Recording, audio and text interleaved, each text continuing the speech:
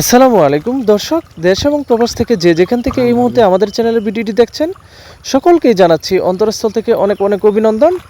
আপনারা যারা এই মুহূর্তে ভিডিওটি দেখছেন অবশ্যই সম্পূর্ণ ভিডিওটি দেখবেন। আজকে আপনাদের সম্মুখে আলোচনা করব তেলাপিয়া মাছের চাষ পদ্ধতি, তেলাপিয়া মাছ চাষের 3 মাসের গ্রোথ কেমন হবে, তেলাপিয়া মাছ 4 মাসের কালচারের গ্রোথ কেমন হবে এবং কিভাবে চাষ করলে অল্প খরচে লাভবান হতে পারবেন। এবং মাছ চাষের ক্ষেত্রে যত্নশীলতা খুবই গুরুত্বপূর্ণ একটি বিষয়।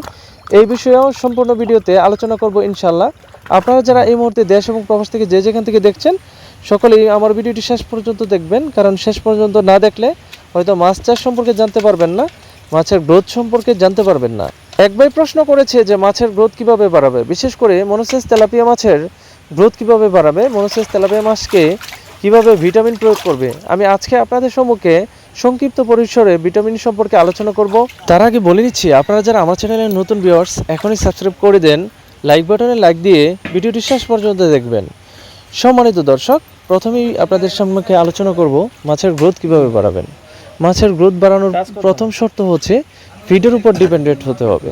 কোন খাবারের সর্বোচ্চ প্রোটিন মান রয়েছে এই খাবারটা আপনাকে সিলেকশন করতে হবে।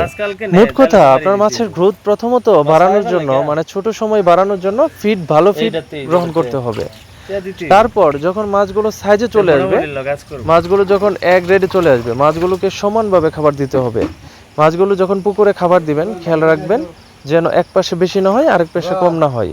প্রথম অবস্থায় যখন মাছগুলো সাইজে চলে আসবে তখন খাবার দিলে কিন্তু এক পাশেই চলে আসবে, তখন কিন্তু চতুর্পাশে দেওয়ার প্রয়োজন নাই।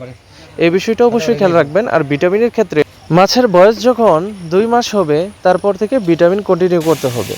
ভিটামিন দেওয়ার নিয়ম হচ্ছে প্রতি 15 দিন পর পর ভিটামিন দিতে হবে। ভিটামিন দেওয়ার ক্ষেত্রে অবশ্যই একটা বিষয় খেয়াল রাখতে হবে যেন মাছের ফিডের সাথে মিশ্রিত হয়, তাহলে মাছগুলো সমানভাবে খাবার খাবে। আর ফিডের সাথে কিভাবে মিশ্রিত করবেন, ফিডগুলো যদি লিকুইড হয় অথবা পাউডার হয় তাহলে আপনাকে এই ফিডের সাথে মিশাতে হবে, ভালো করে মিশিয়ে তারপর এই ফিডগুলো ছড়িয়ে ছিটিয়ে দিতে হবে। এতে করে মাছের ভালো একটা গ্রোথ আসবে। অনেকেই প্রশ্ন করেছে যে কি ভিটামিন দিব ভাই, আপনি দিতে পারেন রিগেইন ভিটা কেয়ার, এক্সট্রা গ্রোথ অথবা ভিটামিক্স এফ একোয়া, এই বিষয়গুলো খেয়াল রাখবেন। তারপর সম্পূর্ণ চাষ পদ্ধতি যদি আমি বলি, মাছ চাষের ক্ষেত্রে ভালো পুকুর সিলেকশন করবেন। অবশ্যই পোনাগুলো 100% মনোসেস তেলাপিয়া দিতে হবে। তারপর প্রতিদিন দিনে 3 থেকে 4 বার খাবার দিতে হবে।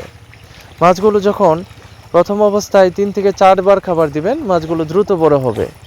কোনোভাবেই 2 বেলা দিবেন না, 3 বেলায় খাবার দিবেন তাহলে, অথবা 4 বেলায় খাবার দিবেন, মাছগুলো গ্রোথ দ্রুত বাড়বে।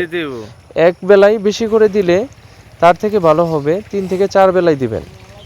সম্মানিত দর্শক, তারপর আসি মাছগুলো 4 মাসের গ্রোথ কেমন হবে। 4 মাসে আশা করা যায় 2 পিসে 3 পিসে কেজি চলে আসবে।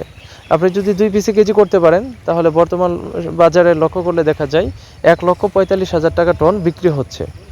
3 মাসের পর আপনার মাছের গ্রোথ কেমন হবে, মিনিমাম 15 থেকে 20টা যদি কেজি আনতে পারেন তাহলে মনে করবেন 3 মাসের গ্রোথ ভালো হয়েছে কমপক্ষে। আর যদি 10টা বা 5টার ভিতরে আনতে পারেন তাহলে মনে করবেন পারফেক্ট গ্রোথ হয়েছে। সম্মানিত দর্শক, অরিজিনাল মনোসেস তেলাপিয়া সাধারণত ভালো হরমোন খাওয়ানোর ফলেই মনোসেস তেলাপিয়াতে রূপান্তরিত হয়। অবশ্যই বিশ্বস্ত হ্যাচারি থেকে মাছ সংরক্ষণ করবেন, তাহলে মাছ চাষে ব্যাঘাত ঘটবে না, মাছ চাষে সফল হতে পারবেন। এছাড়াও মাছের যত্নশীলতা ও বিভিন্ন ইনফরমেশন জানার জন্য ভিডিও স্ক্রিনে থাকা নাম্বার নিয়ে যোগাযোগ করবেন। ইনশাআল্লাহ সর্বোচ্চ চেষ্টা করব আপনাদেরকে পরামর্শ দেওয়ার জন্য। মাছ চাষ করুন, বেকারত্ব দূর করুন। ইনশাআল্লাহ আপনারা যারা মাছ চাষ করতে চাচ্ছেন আমাদের সাথে যোগাযোগ করে আমাদের কাছ থেকে পোনা সংরক্ষণ করতে পারেন। ভালো মানের, সর্বোচ্চ ভালো মানের পোনা বাংলাদেশের সব জায়গায় ডেলিভারি দিয়ে থাকি।